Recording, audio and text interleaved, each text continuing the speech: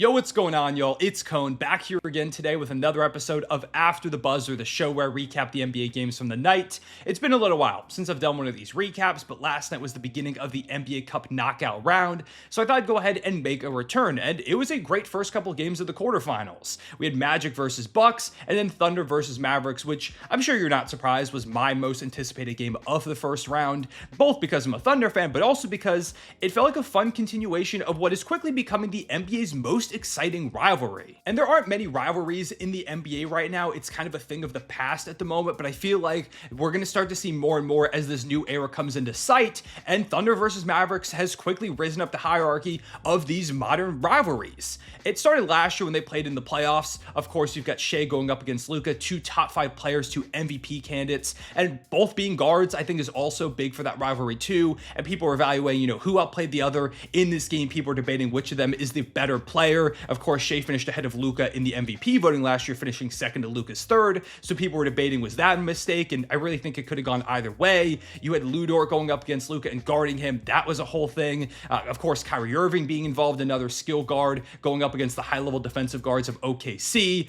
Chet Holmgren being this young big and Derek Lively, a young big ascending. The two teams played in a 6-game series that had a 0-point differential between the two of them. It was one of the best series of the entire playoffs last year. And coming into this season, both teams were at the top of the championship odds coming out of the Western Conference. Thunder were first, Mavericks were second. I projected the two of them to face off in the Western Conference Finals. They both made moves to make themselves even scarier going up against each other, like the Mavs adding Klay Thompson, of course, renowned Thunder killer, as well as Najee Marshall, who's a really fun Swiss Army knife defender and improving offensive player in his recent career. You've got the Thunder adding Alex Caruso, giving them another guard defender to throw at those elite guards of Dallas, Isaiah Hartenstein to help out with the non-Chet Holmgren minutes, which were a big burden to Oklahoma City last year. It felt like the two juggernauts got even better, and so I was really excited to see this matchup with the two teams healthier than we saw them play against each other in their first matchup, where there was no Luka Doncic, there was no Alex Caruso, no Chet Holmgren, no Isaiah Hartenstein, and it was a really fun game. Right from the tip, there was a very clear intensity to this game. Like,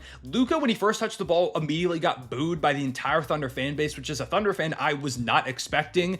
Shai from the outset was in that playoff killer, I gotta go get buckets mode. A lot of nights, Shai will kind of take his time, feel the game out and not really shoot for the first few minutes. Not in this one. Shai had 16 points in the first quarter alone and finished the game with just a completely absurd stat line with 39 points on crazy efficiency. He hit 5 threes. Again, extremely locked in. He takes these matchups seriously, and he said so after the game that this is one that he's had circled on his calendar. You saw that with the intensity with how the Thunder were chasing loose balls. I think about at the end of the third quarter when Alex Caruso dove for a ball and tapped it out to Isaiah Joe for a 3. Every time there was a big moment, the crowd exploded. The Thunder guys were showing a lot of emotion. Shai in particular doesn't show a lot of emotion when he's playing, but he was really into this one. For the Mavericks, you saw them really trying to get things going, even though the offense was hard to come by in this game. Kyrie had some crazy finishes. Klay hit 5 threes, and as a Thunder fan, that's a sight that I don't ever want to see, is Klay Thompson heating up. Najee Marshall was amazing in this game, stepping up for PJ Washington, who was out, and I think him playing would have only even added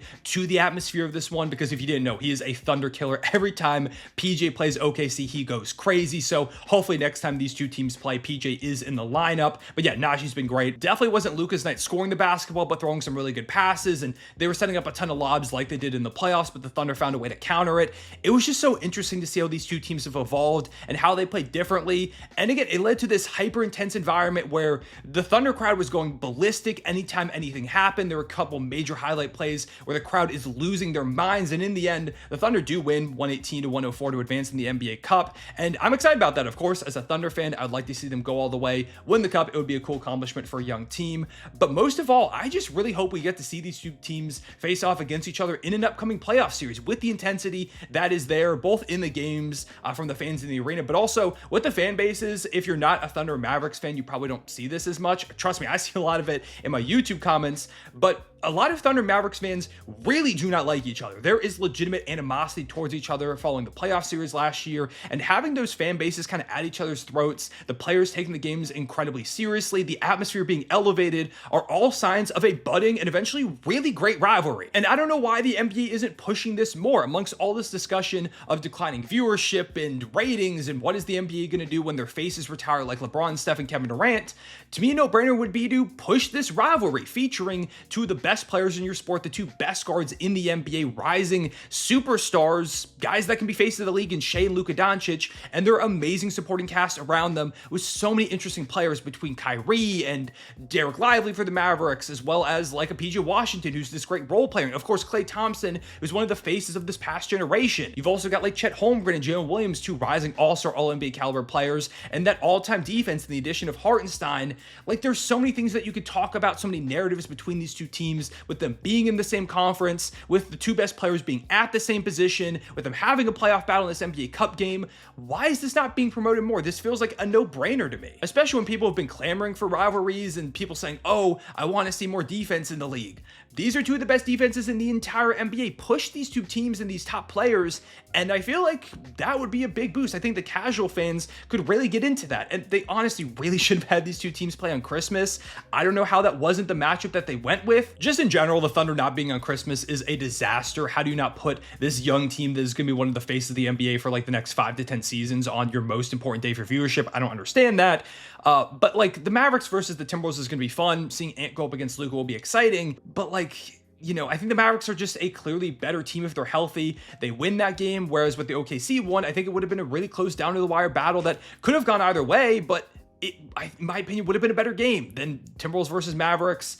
I guess we'll have to wait and see on that front. But anyways, that just feels like a missed opportunity to me. But whether or not the NBA pushes it, this is going to become the next big rivalry in the Western Conference, if you ask me. I think eventually, like Spurs, OKC could kind of fit in that too, with, you know, Chet versus Wemby. But the Spurs are still kind of coming along. They're still developing their talent at the moment. They're in the early stages of the rebuild, while OKC and Dallas are here. And I keep saying it, but I feel like they're really on a collision course for the Western Conference Finals. There are some teams that can mess it up a little bit, like, you know, Memphis has been playing really well, and Houston, I think they're a little bit too inexperienced, but they are a team that could be a tough out. But to me, these are the best two teams in the Western Conference. They're building out this rivalry, whether the NBA likes it or not. They should like it because they think it would be great for viewership and building up their brand. It's a great storyline, a great narrative. It will come along. This is the next great rivalry in the NBA, and this NBA Cup game was a great example of it. I already know someday I'm going to be able to look back and tell my kids about the early 2020s Thunder versus Mavericks battles, and Shai versus Luka, and Dort versus Luka, and Kyrie Irving being involved, and now Klay Thompson.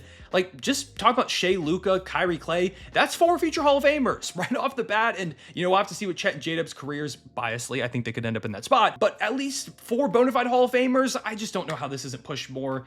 But yeah, super fun budding rivalry. It was a great game. As a Thunder fan, of course, I probably enjoyed it more than some Mavericks fans, but I'm really excited to see it continue along. I like this Mavericks team, by the way. For some reason, people in my comments have decided that I hate the Mavericks because I'm a Thunder fan. I actually really like Dallas. Luka has been one of my favorite players ever since he entered the league. Kyrie Irving is one of my favorite players to watch ever. So yeah, don't really know where that comes from. I really hope by the postseason, these two teams are fully healthy and ready to go, because a fully healthy Mavericks versus fully healthy Thunder team would be a clash of the Titans and has a real chance to be an all-time classic playoff series. I cannot wait.